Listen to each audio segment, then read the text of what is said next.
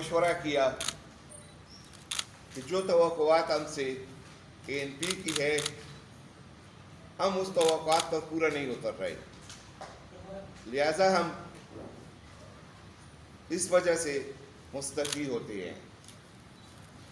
जहाँ तक ANP की खिदमत की बात है, तो ANP ने 2002 से लेकर 2018 तक जो इलेक्शन हुए, मैं अपनी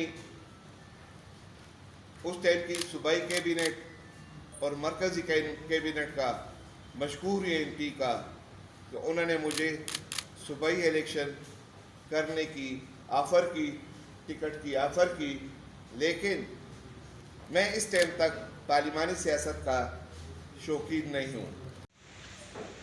फिर मेरे भाइयों,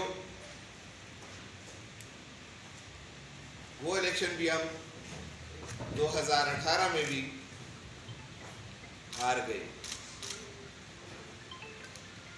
हाल ही में कल जो इलेक्शन हुआ है, ज़िमनी इंतखाबात जो पेशावर N31 में हुए हैं, तो उसमें भी मैं कोई PK 76 से अपनी पार्टी को ANP को अच्छा रिज़ल्ट नहीं दे सका।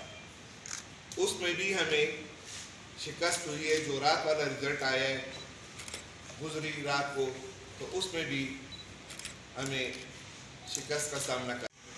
मुझे मशवरा ये मिला कि आज मीडिया आउटसाइड में बड़ी बिजी है,